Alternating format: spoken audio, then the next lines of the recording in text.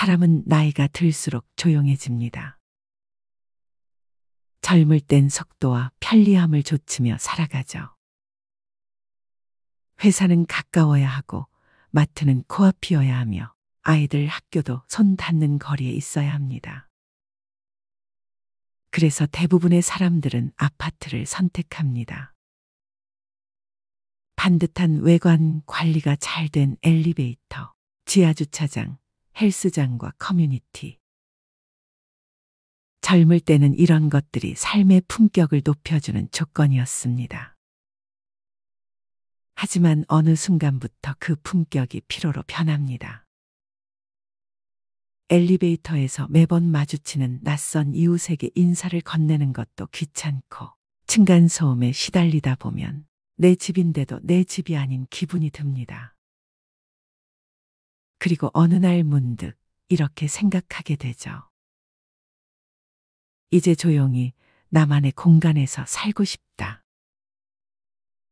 65세 정경자 씨 부부는 30년 동안 살던 신도시 아파트를 떠나 서울 외곽의 작은 빌라로 이사했습니다.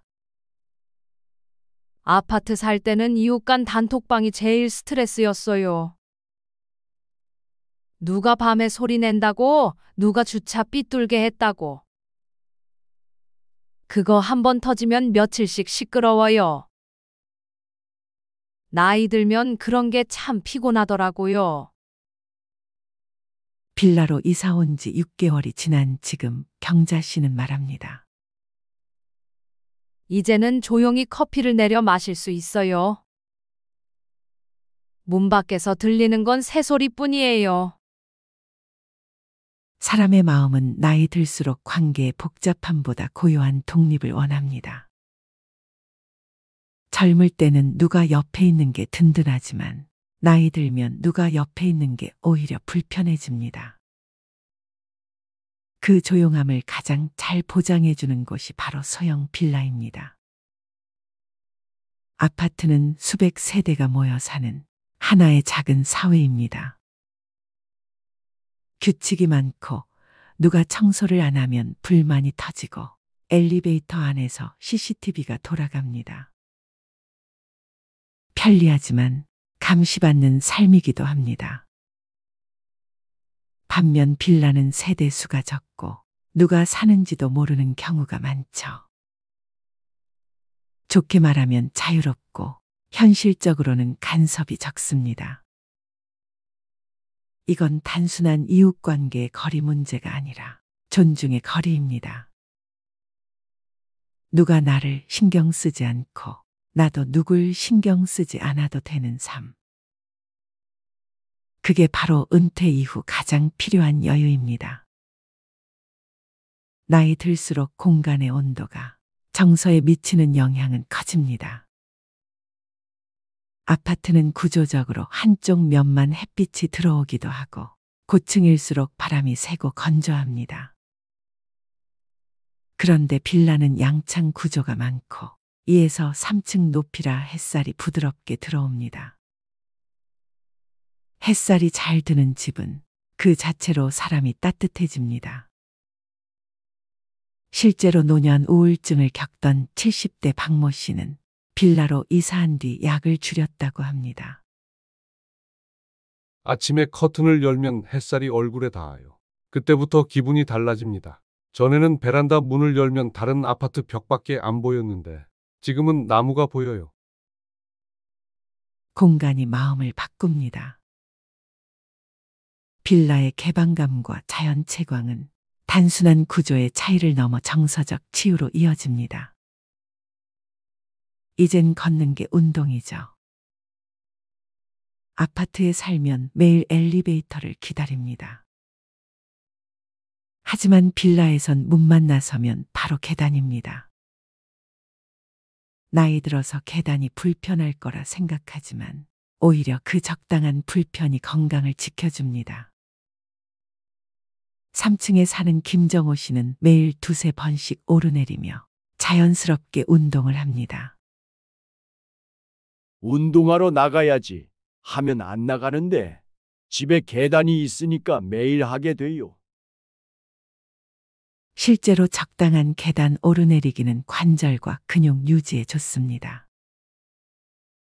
조금 불편하지만 내 몸을 움직이게 하는 집이야말로 나이 든 사람에게는 최고의 헬스장입니다.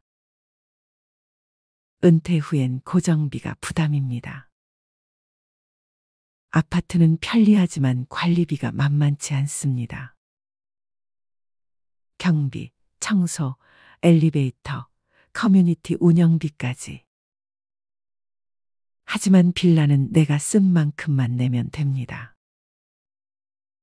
아파트에서 40만 원 내던 관리비가 빌라에선 10만 원으로 줄었다는 사례도 흔합니다. 정년퇴직 후 연금으로 생활하는 부부에게는 이런 고정비 절감이 큰 차이를 만듭니다. 이젠 매달 나가는 돈이 적으니까 마음이 편해요. 불필요한 시설이 없는 게 오히려 좋습니다. 나이 들어서는 편리함보다 단순함이 행복을 만듭니다. 아파트에 살면 자연스럽게 비교가 생깁니다. 옆집 차, 윗집 인테리어, 아랫집 손주. 하지만 빌라에선 그런 비교가 사라집니다. 누가 어떤 차를 타든 어떤 옷을 입든 신경 쓸 필요가 없죠. 비교는 자존감을 갉아먹습니다. 나이 들어선 경쟁이 아니라 평온이 필요합니다. 이젠 그냥 내 하루가 조용하면 돼요. 그 말은 단순하지만 진심으로 평화로운 사람만이 할 수 있는 말입니다. 층간소음은 단순히 귀의 문제가 아니라 마음의 문제입니다. 아파트는 위아래, 양옆으로 세대가 붙어 있어 언제든 소음이 들립니다. 하지만 빌라는 구조상 벽이 두껍고 세대가 적어 조용합니다. 은퇴 후 대부분의 시간을 집에서 보내는 사람들에게 이건 매우 중요합니다. 소리 하나 없이 조용하니까 잠도 깊이 자요. 조용한 집은 곧 마음의 쉼터입니다. 아파트는 관리가 철저하지만 대신 내가 손 뗄 수 있는 여지가 적습니다. 하지만 빌라에선 작은 마당이나 테라스, 창가에 화분 하나라도 마음대로 둘 수 있습니다. 그 자유가 삶의 의욕을 줍니다. 70세 장모 씨는 이렇게 말했습니다. 아침마다 창문 옆 화분에 물을 주는 게 제 일상이에요. 예전엔 그냥 하루하루 버티는 기분이었는데 이제는 뭔가를 돌보는 재미가 생겼어요. 나이 든다는 건 큰 것을 가지는 게 아니라 작은 것에 정을 붙이는 과정입니다. 빌라는 그 작은 정을 키워갈 수 있는 공간입니다.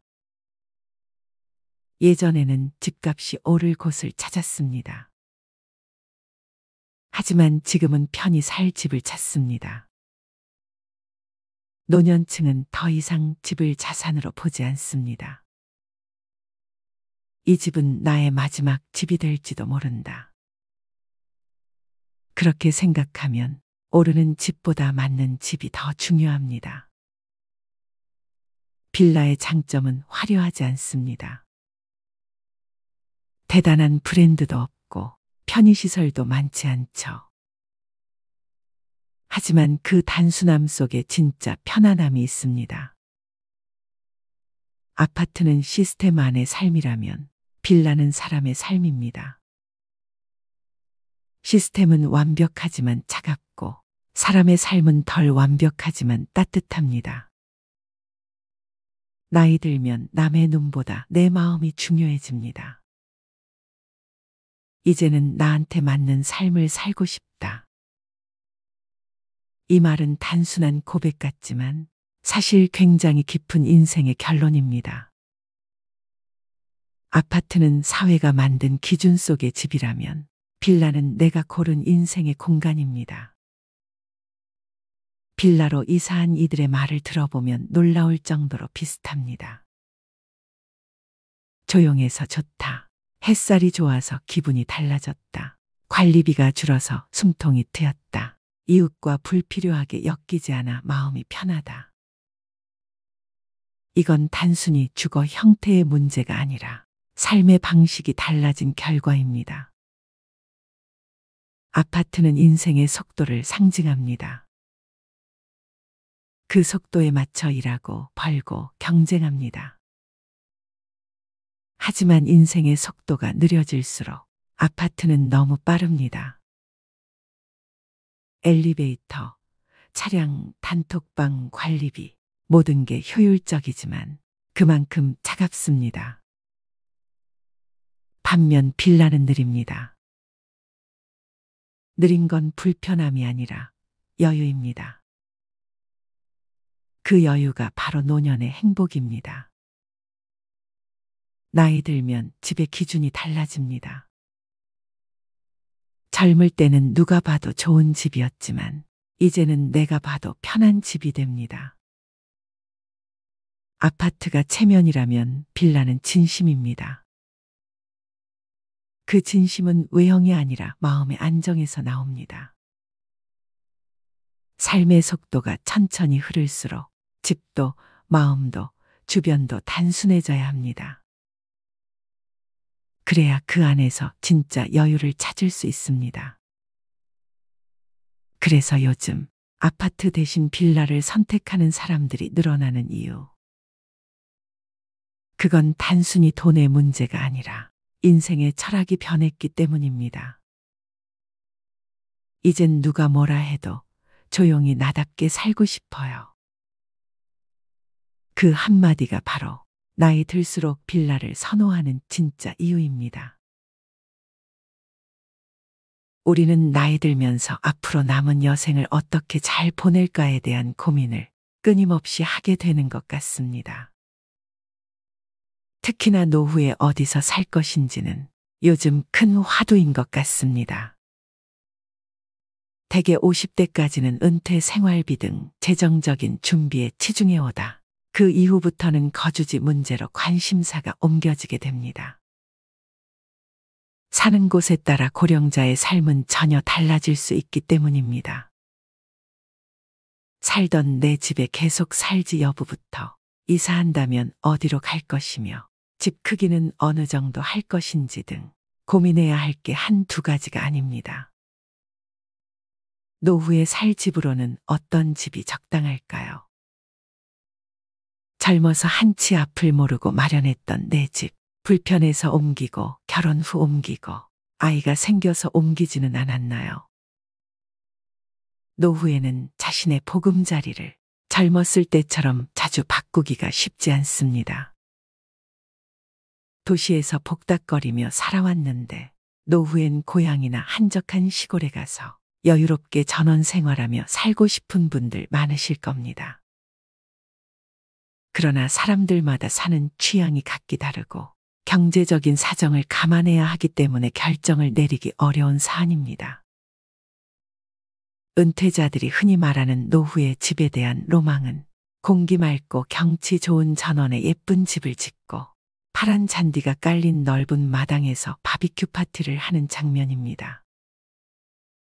대도시 인근에는 그림 같은 전원주택들과 타운하우스가 지어지고 있습니다. 그런데 생각보다 많은 장애 요인 때문에 전원 생활을 포기하는 사람들도 있습니다.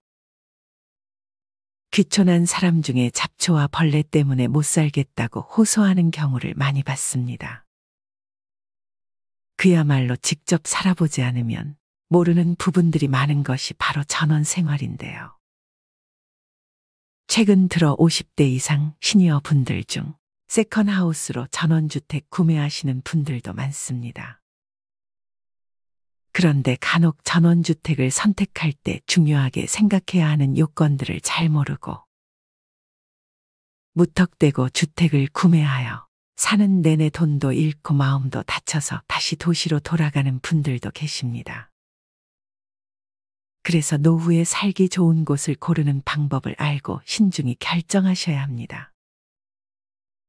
오히려 전원 생활은 젊었을 때 하는 것이 좋고 나이 들면 모든 것이 편리하게 갖추어진 도시 생활이 더 낫다고 말하기도 합니다. 자연이 좋다고 무턱대고 전원으로 나갈 것이 아니라 은퇴 생활의 라이프 스타일을 먼저 정한 다음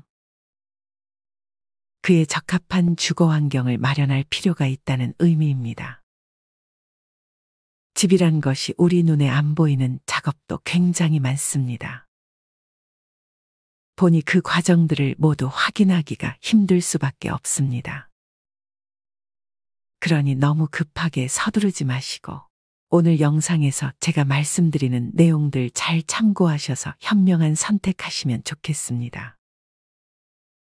오늘은 노후에 살기 좋은 곳과 행복한 노후의 필수 조건을 알려드리겠습니다. 첫 번째, 다양한 사람들과 교류할 수 있는 환경. 새로운 곳에서 인간관계와 사회활동을 다시 시작해야 한다면 기존의 지역 주민들과 잘 어울릴 수 있는 곳을 먼저 선택하는 것이 좋습니다. 공원이나 모임 같은 곳에서 정기적으로 사람들과 교류를 한다면 심리적 만족감을 얻는 것은 물론 우울증까지 극복할 수 있습니다. 두 번째, 최소 10평 미만의 집은 피하기. 원래 아이를 키우는데 적합했던 집도 아이가 독립해서 분가하면 노부부에게는 너무 넓은 집이 되기 마련입니다. 그렇기 때문에 무조건 작은 집이 좋겠다고 생각해서 10평 미만의 초소형 주택을 선택하게 되는 경우가 있습니다. 최근에 한 TV 프로그램에서 나이 들면 초소형 주택의 장점이 많다면서 소개하는 영상을 본 적이 있는데요. 요즘은 미니멀 라이프가 유행이고 저도 나이 들면 관리하기 어려운 큰 집보다 적당하게 작은 집이 더 좋지 않을까 생각합니다. 그러나 나이가 들고 부부끼리 혹은 혼자서 산다고 너무 좁은 집은 주거용으로는 적합하지 않은 경우가 많은데요. 불필요한 짐은 모두 비워내고 몸만 누일 수 있고 편하면 좋은 거 아니야 하는 마음에 10평 미만의 너무 작은 규모의 집을 선택하면 짐을 버리고 줄일 건 다 줄였다고 하더라도 자신에게 꼭 필요한 물건들을 넣고 정신적으로 안정감을 느끼며 살아가기에는 작게 느껴질 수 있습니다. 작은 집이라 해도 부부 각자가 방을 하나씩 쓸 수 있어야 합니다. 질 좋은 수면이 노화 방지의 최고의 명약이기 때문입니다. 곁에서 들리는 코 고는 소리로 수면의 질을 떨어뜨리면 안 됩니다. 부부라도 혼자만의 시간을 원할 때 혼자 있을 수 있는 것도 스트레스를 줄이는 지름길입니다. 세 번째, 보건의료시설 접근성. 나이가 들면 밥보다 약을 더 많이 먹는다는 슬픈 말이 있듯이 고령자가 되면 병원에 갈 일이 매우 많아집니다. 나이가 들면 누구나 병마와 싸워야 하는데 몸이 불편해 운전은 어렵고 자녀에게 매번 부탁하기도 힘드니 큰 병원에 인접한 곳에 사는 것이 좋습니다. 병원이 멀리 있어 제때 치료를 못 받게 된다면 크나큰 병을 만들 수 있습니다. 의료시설을 고려하지 않을 경우 병원에 가기 위해 먼 거리를 이동해야 하고 위급한 상황 발생 시 해결할 수 있는 골든타임을 놓칠 수도 있습니다. 네 번째, 편리한 대중교통. 이동하는데 체력적, 정신적으로 부담이 덜한 곳인지, 대중교통이 잘 갖춰져 있는지, 교통 및 편의시설 접근성을 고려해야 합니다. 대중교통이 불편하면 생활 반경이 좁아지고 먼 거리 외출이 어렵기 때문입니다. 마트나 병원 등 자주 가야 하는 장소는 걸어갈 수 있는지, 걸어갈 수 없다면 대중교통을 이용하는데 불편함이 없는지 살펴봐야 합니다. 다섯 번째, 무료함을 달랠 수 있는 문화시설. 오랜 직장 생활을 끝내 은퇴 이후에는 비교적 시간 여유가 늘어나 무료함을 느끼기 쉽습니다. 쇼핑센터나 문화센터가 잘 갖춰진 곳에서 거주한다면 쇼핑, 공연, 관람 등 다양한 문화생활을 할 수 있고 취미도 더 쉽게 만들 수 있습니다.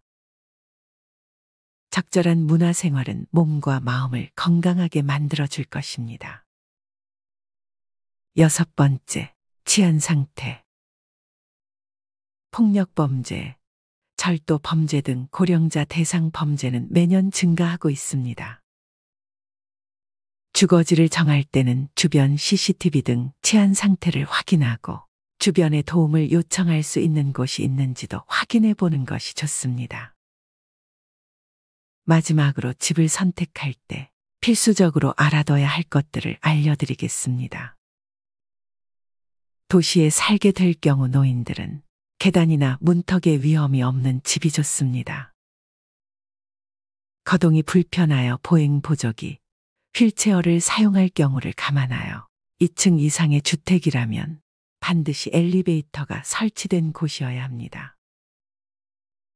자신의 평생 꿈이던 1층의 상가를 낀 주택을 마련한 분이 무릎 때문에 계단을 오르내릴 수가 없어 정작 자신의 집에서 살지 못하게 되는 경우도 있습니다.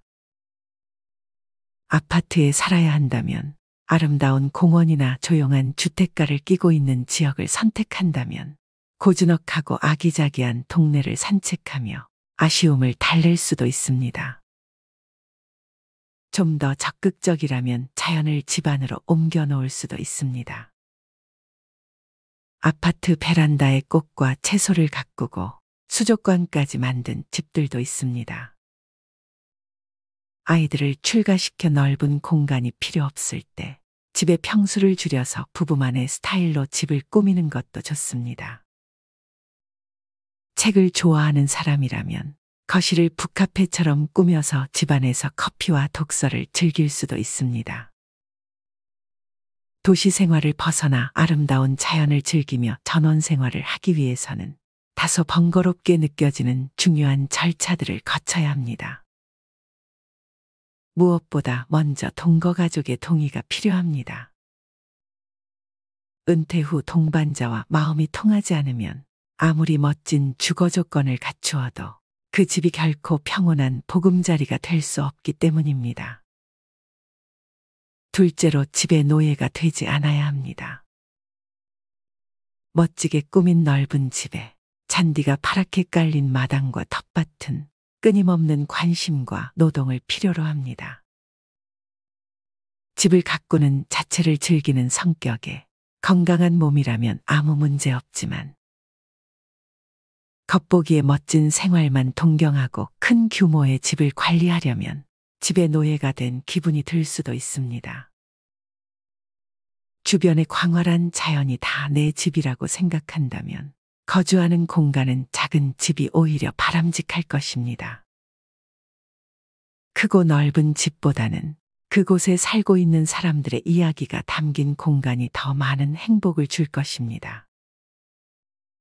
그리고 새로 만난 이웃과 조화로운 관계를 만들어 나가는 지혜가 필요합니다.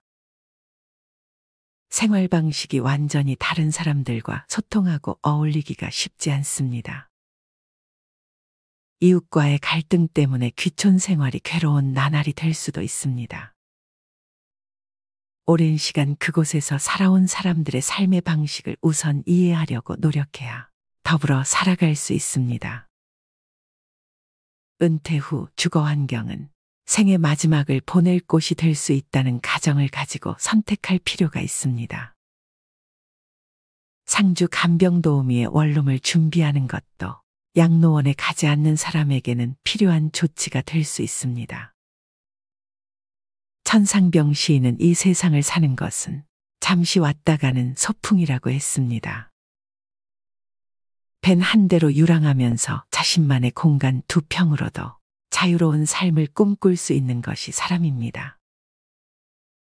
어느 지역 어떤 집이냐가 중요한 것이 아니라 얼마나 행복한 시간으로 그 공간을 채워가느냐가 중요합니다. 어차피 버리고 갈 집이니까요. 이렇게 노후에 살기 좋은 주거지 환경을 고르는 방법을 알아보았습니다. 의료시설 및 편의시설, 교통 경제적 상황 등을 고려하지 않고 주거지를 고르신다면 노후에 정말 여러모로 피곤해질 수 있습니다. 그렇다면 우리나라 중년분들은 은퇴 이후에 어디에서 사는 것을 제일 희망할까요? 베이비붐 세대를 대상으로 노후에 희망하는 주거 형태를 조사한 적이 있습니다. 설문에 참여한 분들은 누구랄 것도 없이 주거지 주변 환경 중 병원의 유무를 첫손으로 꼽았습니다. 은퇴 후 주거지를 고를 땐 병원 이용과 쇼핑이 편리해야 하고 노인형 여가 생활이 쉽고 자녀들이 찾아오기도 쉬워야 합니다. 여기에 작은 소일거리를 할 수 있다면 더없이 좋겠죠. 더불어 대형마트와 운동시설 등 인프라가 갖춰져야 한다고 입을 모았습니다. 또한 과거보다 줄어드는 추세지만 전원 생활을 꿈꾸는 사람도 많습니다.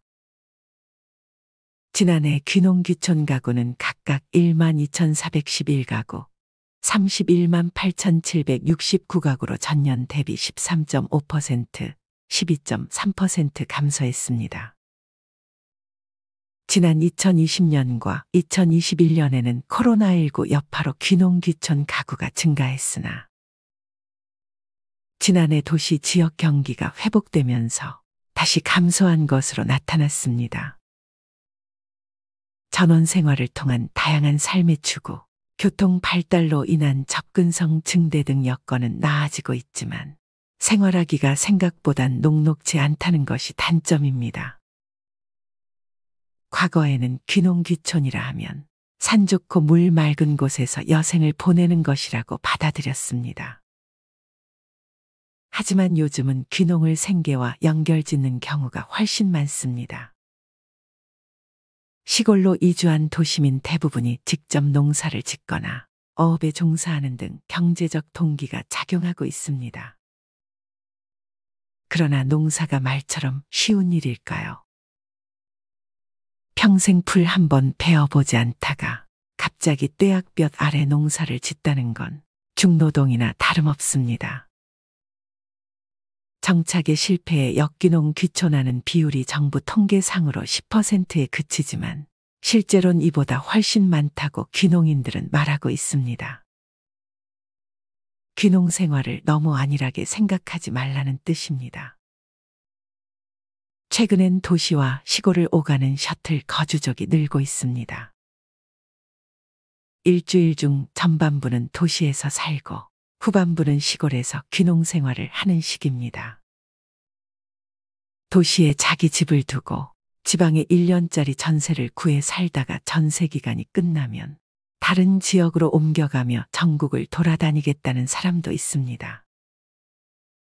어떤 방식이든 귀농의 위험관리 차원으로 보여집니다. 몇 년 전부터 코로나 확산으로 시중에 돈이 많이 풀리다 보니 부동산 가격이라든지 물가가 너무 많이 올랐습니다. 우리가 노후에 살고 싶은 곳을 선택하기 전에 먼저 경제적 여건과 건강, 사고방식에 따라 선택은 달라집니다. 누군가의 돌봄이나 간병을 필요로 하는 상황까지 검토할 필요도 있습니다. 우리가 노후를 보낼 주거 환경을 따질 때 가장 중요하게 생각하는 것이 바로 은퇴 자금인데요. 내가 일부 가지고 있는 노후 자금으로 집을 구하는데 모두 쓰면 절대 안 됩니다. 우리가 나이가 들수록 현금 흐름을 확보하는 게 가장 중요합니다. 물론 노후를 좋은 집에서 보내는 것도 좋지만 계속 일을 할 수 있을지도 모르는 상황에서 은퇴 자금을 집에 전부 투자하는 것은 지양하는 것이 좋습니다. 또한 서울에 집을 현재 보유하고 계신 분들이 전원 생활을 하기 위해 현재 있는 집을 팔고 경기도나 강원도로 가시는 경우도 종종 있는데요. 이런 고민을 하시는 분들이 계시다면 지금부터 주목해서 보시기 바랍니다. 우리가 2030년에서 2050년까지 대한민국 인구를 예측해보면 인구는 점점 줄어들 예정입니다. 그러면 인구 소멸 지역, 즉 인구가 사람이 한 명도 살지 않는 지역이 남쪽 지역부터 서서히 늘어나게 되며 결국 사람들은 병원이나 모든 인프라가 다 있는 도시로 몰릴 수밖에 없습니다. 그러다 보니 사람들은 비싸도 수도권을 벗어나기 힘들게 되죠. 이 때문에 나이가 들어 전원 생활을 즐기고 싶은 분들이나 수도권에 있는 집을 가지고 있는 분들이 서울을 떠날 때 반드시 전세를 주고 가라는 이야기를 하는 겁니다. 서울에 있는 집을 팔고 지방으로 가면 다시 서울로 돌아오기가 힘든 것이 현실입니다. 따라서 전원 생활을 즐기시더라도 서울에 있는 집을 매도하고 떠나기보다는 병원을 자주 다녀야 할 시기에 다시 큰 병원들이 많은 서울로 다시 돌아올 수 있는 집은 꼭 남겨두시고 가시기를 추천드립니다. 또한 은퇴를 앞두고 계신 분들이 은퇴하면 한적하게 전원 생활을 즐기며 시골에 가서 집 짓고 농사 짓고 살고 싶다는 분들도 굉장히 많은데요. 하지만 시골에 있는 땅을 사서 집을 짓는 것은 절대 하시면 안 됩니다. 이것은 정말 노후 파산으로 가는 지름길이기도 한데요. 아파트와는 달리 전원 생활은 어쩔 수 없이 마을 공동체 활동을 해야 합니다. 도시에 오래 살아온 사람들은 마을 사람들의 성향을 알 수 없기 때문에 마을 사람들과 섞이기가 쉽지 않습니다. 또한 병원 갈 일이 생겨도 노후의 전원 생활은 병원 접근성이 떨어져서 위험할 수 있습니다. 젊고 건강한 나이라면 상관없지만 병원과 친해지는 나이에 병원 접근성이 떨어진다는 것은 치명적인 단점이 될 수 있는 것이죠. 뿐만 아니라 전원주택은 모든 걸 혼자 해결해야 하기 때문에 집에 무엇인가 고장이 나면 일일이 알아보고 고쳐야 하니 관리 비용이 만만치 않습니다. 무엇보다 전원 생활의 가장 큰 단점은 바로 황금성입니다. 아파트는 누구나 선호하는 부동산이기 때문에 필요하면 매매가 어렵지 않게 이루어지지만 전원주택의 경우 조건에 맞는 매수자를 찾기가 쉽지 않습니다. 전원 생활을 하다가 생각보다 녹록지 않아 집을 팔고 다시 서울로 가야겠다고 생각할 때는 힘들게 지은 집을 반값에 파셔야 할 수도 있습니다. 만약 전원 생활을 꼭 해보고 싶다고 생각하시는 분들은 급매로 구매하는 것이 제일 좋으며 땅을 사서 집을 짓는 것은 절대 추천드리지 않습니다.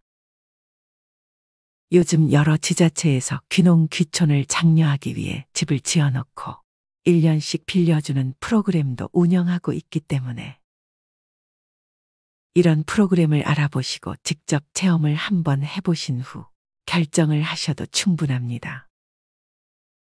무조건 땅을 사서 집을 짓는 것은 절대 해서는 안 됩니다. 시골에는 빈 집도 많기 때문에 그런 집에 전세나 월세로 살아보시면서 동네 사람들과 어울려보고 농사도 지어보고 시골에서 사는 것이 1년 내내 좋은지도 경험해보고 결정하시기를 추천드립니다. 은퇴를 했다는 이야기는 건강을 자신할 수 없는 나이라는 이야기이기도 합니다. 내가 갑작스런 상황에서 건강 문제 때문에 또는 자녀들 문제 때문에 긴급히 돈을 필요로 할 때 노후 자금을 모두 주택자금으로 써버린다면 그 다음에는 해결 방법이 없습니다. 그렇기 때문에 은퇴 자금을 한번 계산해보고 거기에 맞는 현금 흐름을 충분히 확보하고 난 후 남은 범위 내에서 주거 문제를 해결하면 가장 좋겠습니다. 집은 정신과 육체가 쉴 수 있는 삶의 터전입니다. 은퇴를 하고 노년이 될수록 집에 머무르는 시간이 길어지므로 안정된 주거 환경이 더욱 중요해집니다. 젊은 시절의 거주지는 직장과 아이들 학교로 가는 교통이 편리한지 쇼핑센터나 편의시설이 가까이 있는지가 주요 선택 조건이었고 아울러 재산으로서 투자 가치를 갖추고 있는지도 따져봐야 했습니다. 최상의 주거 환경에서 살기보다 불편도 감수하고 은행 빚을 갚으며 사는 사람이 많습니다. 그런 측면에서 보면 노년에 이르러 주택담보대출의 제약에서 벗어나 어디든 갈 수 있는 자유를 누릴 수만 있어도 다행이라는 생각이 듭니다. 그런데 지금까지 살던 관행 때문에 그 자유를 누리지 못한다면 이보다 불행한 일은 없을 것입니다. 남들의 시선, 재산에 대한 욕심을 내려놓고 나에게 가장 평온한 주거 환경을 찾아서 노후 생활을 하는 것이 중요합니다. 뇌과학자 정재승은 나는 어떤 공간에서 행복하고 창의적이 되며 위안을 받는지 생각해보라. 역세권이나 학군, 투자 가치만으로 집과 건물을 바라보지 말고 공간 속에 놓인 나 자신의 내면을 들여다보라라며 신경 건축학적으로 집이라는 공간의 중요성을 강조했습니다. 집값이 천정을 모르고 상승할 때 도심지에 보유한 아파트를 팔기는 쉽지 않습니다. 그러나 집은 나이에 맞게 관리하기 딱 좋은 곳으로 바꿀 필요가 있습니다. 아이들을 키우고 자산으로 관리해왔던 집을 정리하여 노년의 신체와 활동 반경에 맞는 작은 집을 마련하는 것도 좋은 선택입니다. 심플한 삶의 열풍을 일으킨 프랑스 작가 도미니크 로로는 행복은 살고 있는 공간의 넓이에 달려있지 않으며 집은 작을수록 노인에게 더 적합하다라고 작은 집을 예찬했습니다. 이상으로 노후의 주거지를 선택 시 고려해야 할 사항들에 대해 알아보았습니다. 노후의 삶은 주위에 어떤 환경이 갖춰져 있는지에 따라 달라질 수 있으므로 자신의 생활 라이프에 맞춰 우선순위를 정해 주거지를 고르는 것이 중요합니다. 여러분들은 노후에 어떤 집에서 살아가고 싶으신가요? 주택의 유형만이 아니라 애초부터 어디서 살 것인가, 누구와 함께 살 것인가 하는 관점도 노후 생활을 충실히 보내기 위해서 간과해서는 안 될 중요한 요소입니다.